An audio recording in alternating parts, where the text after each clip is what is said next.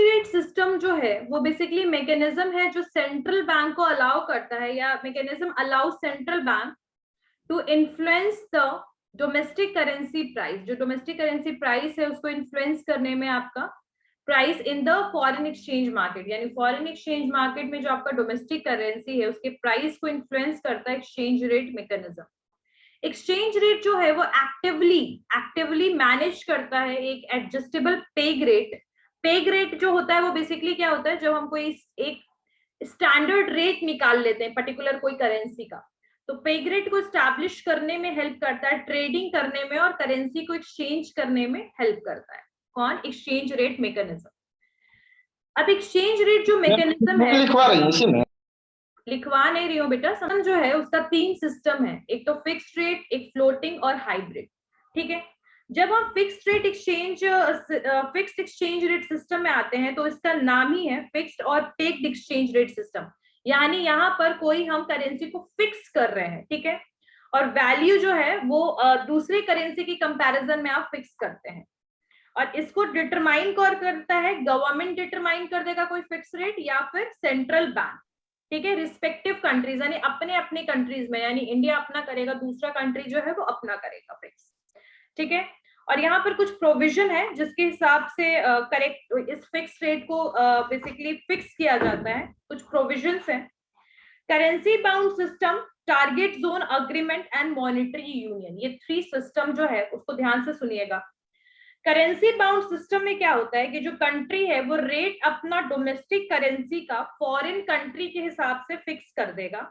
ठीक है, और बेसिकली यहाँ पर जो डोमेस्टिक करेंसी है वो फिक्स है किसके हिसाब से? फॉरेन करेंसी के हिसाब से। उसको हम कहते हैं currency bound system. Currency bound system is a system where the currency of the domestic country is fixed according to the currency of the foreign country, यानी फॉरेन कंट्री के हिसाब से हम अपनी करेंसी को फिक्स करते हैं, इसको कहते हैं करेंसी बाउंड सिस्टम। जब हम टारगेट जोन अरेंजमेंट में आते हैं, टारगेट जोन अरेंजमेंट में क्या होगा? यहाँ पर कुछ ग्रुप ऑफ कंट्रीज हैं, यानी कि कुछ कंट्रीज मिल करके एक साथ आ जाएंगी और अग्री करेंगी मेंटेन करने के लिए exchange rate between their currency with in a certain band around fixed countries exchange rate. इसको ध्यान से समझना।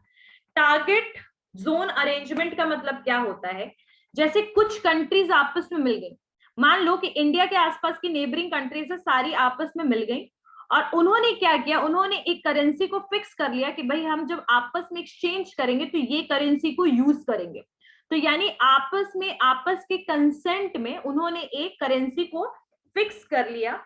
ठीक है, और एक पर्टिकुलर की भाई certain amount of fix currency हमने फिक्स कर लिया कि इन फिक्स्ड कंट्रीज में हम उनके साथ डील कर देंगे, मतलब सारी कंट्रीज के साथ नहीं, उन्हीं फिक्स्ड कंट्रीज के साथ इस फिक्स्ड करेंसी के साथ हम एक्सचेंज करेंगे। मान लो कि इंडिया जो है, इंडिया श्रीनगर, इंडिया श्रीलंका और मान लो कि नेपाल, ये तीनों ने आपस में ग्रुप बना लिया और बोला कि जब हम आपस में कोई भी एक्सचेंज करेंगे, कोई करेंसी एक्सचेंज करेंगे तो फिक्स करके करेंगे, यानी एक ही करेंसी के साथ हम तीनों कंट्रीज डील करेंगे। क्लियर है? एक पर्टिकुलर टाइम तक। जैसे हाँ, यूरो कह इसी सकते हैं, यूरोपियन यूनियन कह सकते हैं, इसी तरीके का था। नेक्स्ट है टारगेट जोन अरेंजमेंट में ही एक मॉनेटरी यूनियन लिखा हुआ है कि एक नया लॉजिकल टर्म था ये टारगेट जोन अरेंजमेंट में, जहां पर ग्रुप ऑफ कंट्रीज, देखो पहले वाले में क्या था कि यहाँ पर एक्सचेंज रेट को हमने फिक्स कर लिया था, एक्सचेंज रेट ऑफ करेंसीज को, और यहाँ पर मॉनेटरी यूनियन में हमने करेंसी फिक्स कर लिया था, यानी कि जैसे सिंगल करेंसी जैसे यूरोपियन यूनियन यूज करे थे यूरो, अब उसी यूरो से सारे के सारे कंट्रीज आपस में डील कर रहे हैं, उसको हम कहेंगे मॉनेटरी यूनियन। लेकिन जो आपका टारगेट जोन अरेंजमेंट में जो कुछ कंट्रीज हैं जो आपस में मिल करके अपनी एक्सचेंज रेट को बेसिकली फिक्स कर लेती हैं उनके करेंसीज के हिसाब से, यानी यहाँ पर इंडिया का रुपी है तो रुपी चलेगा, श्रीलंका का जो है वो चलेगा, और वहां का जो नेपाल का जो है वही रहेगा, लेकिन एक फिक्स अमाउंट हम लोग बना लेंगे। मॉनेटरी यूनियन में हम करेंसी ही एक फिक्स कर लेंगे कि इसी करेंसी से सारा एक्सचेंज होगा। डिफरेंस समझ में आया? यस। स्टेट में एक था फ्री फ्लोट। फ्री फ्लोट का मतलब क्या होता है कि यहाँ पर जो एक्सचेंज रेट होगा, यानी जो एक्सचेंज रेट सिस्टम होगा, पहली बात तो वो फिक्स कभी नहीं होगा, वो मार्केट और डिमांड के हिसाब से फ्लक्चुएट करेगा, चेंज होगा। जैसे आजकल कंट्री में हम लोग का क्या चलता है, जो डिमांड है मार्केट में, शेयर मार्केट्स वगैरह जो है, उस हिसाब से करेंसी का जो भी बेसिकली डिवैल्यूएशन और वैल्यूएशन होता है, राइट। तो एक्सचेंज रेट कह रहे हैं कि यहाँ फ्री फ्लोटिंग सिस्टम में जो टोटल जो अमाउंट है, जो करेंसी का एक्सचेंज रेट है, वो पूरा मार्केट से पता लगेगा। यहाँ पर गवर्नमेंट हो या सेंट्रल बैंक हो, उनका कोई इंटरवेंशन नहीं है। फिक्स्ड वाले में क्या सिचुएशन था कि वहां पर उस अमाउंट को फिक्स ही कौन कर रहा था, करेंसी को, ईआरएम को, गवर्नमेंट या आपका सेंट्रल बैंक। यहाँ पर फ्री फ्लोट में कोई भी इंटरवेंशन नहीं होगा गवर्नमेंट का और सेंट्रल बैंक का फ्री फ्लोट में।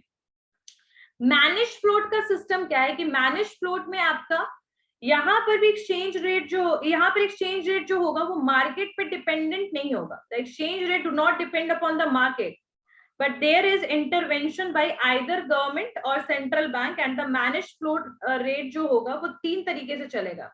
सेंट्रल बैंक जो है वो कभी कभी ओकेजनली मार्केट में स्मूदन करने के लिए सिस्टम को क्या करेगा, वो अपने हिसाब से कोई ट्रेंड लेकर आ जाएगा।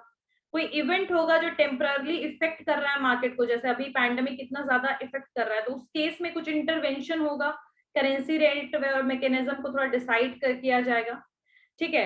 और तीसरा जो है वो बेसिकली पूरा फ्लोटिंग होगा। इन रियलिटी जो सेंट्रल बैंक होगा वो इंटरवेन करेगा करेंसी मार्केट में और उसको अनऑफिशियली फिक्स रखेगा। यानी कि फ्री फ्लोट में पूरा मार्केट पे डिपेंडेंट, कोई इंटरवेंशन ही गवर्नमेंट का और इसका आरबीआई का या सेंट्रल बैंक का। मैनेज फ्लोट में कोई मार्केट के हिसाब से नहीं चलेगा, लेकिन जो सिस्टम होगा इसमें कभी कभी गवर्नमेंट इंटरवेन कर सकता है, और सेंट्रल बैंक जैसे कभी कभार मार्केट में एंटर करके कुछ चेंज कर दिया उसने, ठीक है।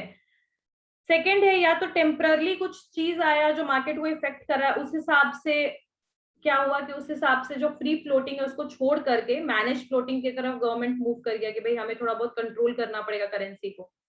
तीसरा जो है एक्सचेंज रेट जो है वो भले ही फ्लोट कर रहा हो, फ्लोटिंग हो, लेकिन सेंट्रल बैंक जो है वो हमेशा ही करेंसी मार्केट में इंटरवेन रहेगा और अनऑफिशियली उसको फिक्स रखेगा। ये था आपका फ्री फ्लोट और मैनेज फ्लोट। इसको हम लोग और थोड़ा डिटेल में करेंगे नेक्स्ट